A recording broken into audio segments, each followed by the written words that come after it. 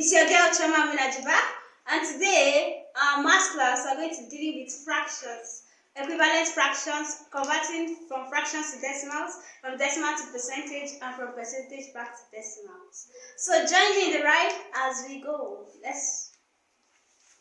So the first one is equivalent fractions. They say equivalent fractions are fractions that are equal.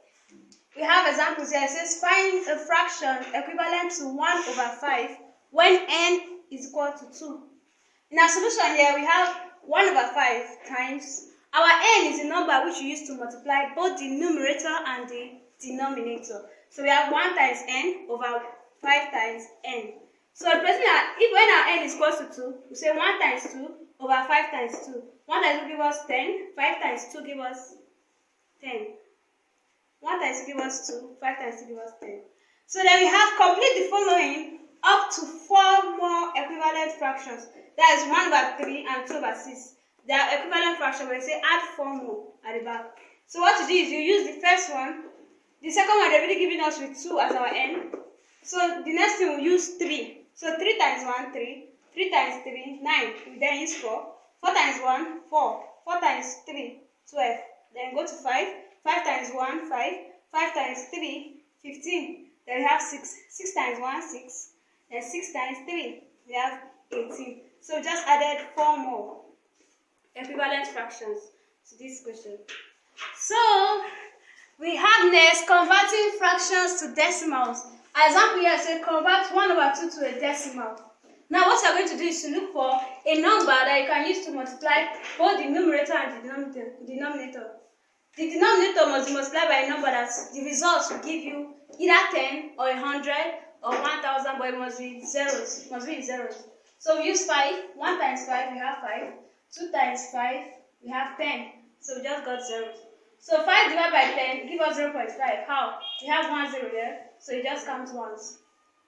Our decimal has moved forward. So we have 0.5. Then here we have convert 4/7 to a decimal. Now, I used 1000 to multiply both the numerator and denominator, because I couldn't find a number that when I multiply by 7 to give me either 100 or 1000. So I used 1000 to multiply both the numerator and denominator. So we have 4 times 1000, we have 4000. 7 times 1000, we have 7000. Now we're going to divide both sides with 7.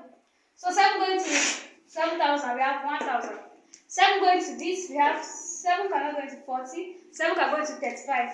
That is 7 can go into 35. So 7 going here, 5 remainder 5. So we'll put the 5 here. So it's now 50. 7 going to 50 will give us 7 remainder 1. We'll put the 1 here. 7 going to 10, we have 1, still remainder 3. If you continue, it will still be going forward. So we'll stop here, then we'll divide it.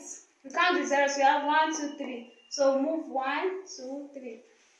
So we have our decimal is here, we have 0.571. That's for that. Then we have converting fractions to percentage. We have an example here, so we say express 4/5 as a percentage. Now when you are converting to percentage, you have to multiply by 100. So we have 4/5 times 100 equals to 4 times 100, we have 400. They'll bring our 5. So 400 divided by 5 give us 80. So we have 80%. Then we have express 3/50 as a percentage. You multiply 2 by 100. So 3 times 100, we have 300. Then you bring your 50 here. The zeros will cancel each other, leaving us with 30/5. When you divide 30 divided by 5, it gives you 6. So answer is 6%. I have another one here. We say convert decimals to percentage. Now we have convert 0.25 to percentage.